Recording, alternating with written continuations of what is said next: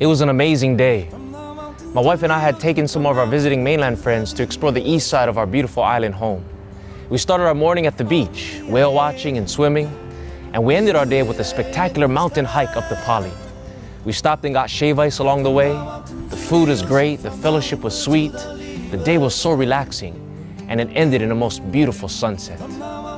I went to bed tired and satisfied, looking forward to a good night's rest, excited for another adventure, this time on the west side. Nothing was out of the ordinary. I expected to wake up as usual to another beautiful Hawaiian day. I had no idea what was coming.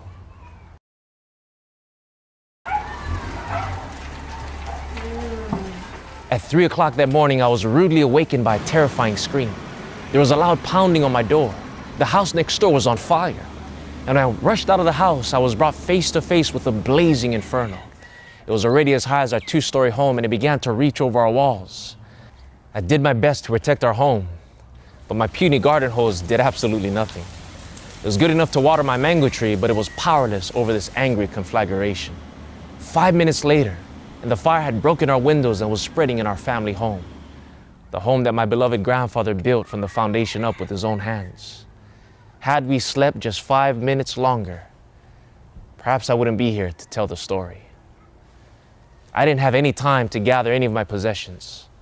I only had time to wake up my wife, throw on a shirt, and get out. And thank God we all got out. It was a crazy experience.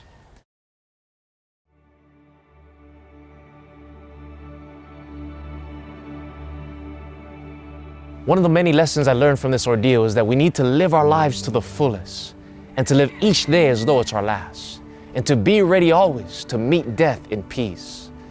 I've also learned that time flies in a crisis hour. You see, just as I only had a few moments to escape the fiery destruction of our home, so too we in this world only have a little bit of time to prepare for the final destruction of planet Earth.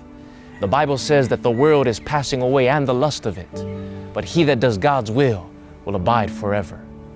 But unfortunately, many are indifferent to the crisis hour we're in. Many are sleeping in carnal security, thinking that they're going to wake up to business as usual. Many are indifferent to the signs of alarm going off all around us. Economic instability, political corruption, moral decay, international unrest, terrorism, and natural disasters increasing in intensity and frequency.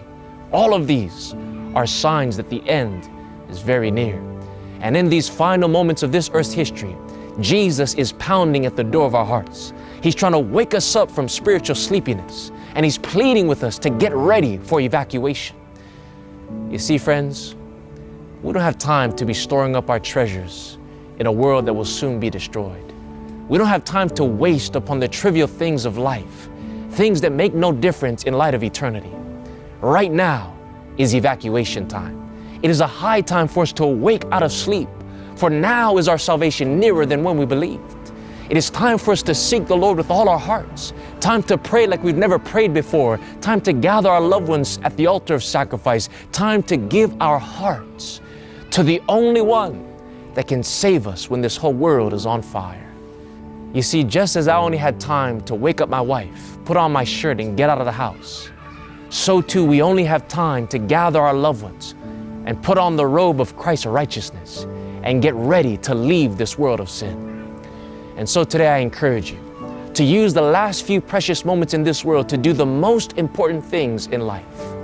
Hug your children, kiss your wife, spend time with your family, get rid of all the non-essentials, and most importantly, let God cover you with the fireproof robe of his righteousness. For it is only the righteousness of Christ that will last for time and for all eternity.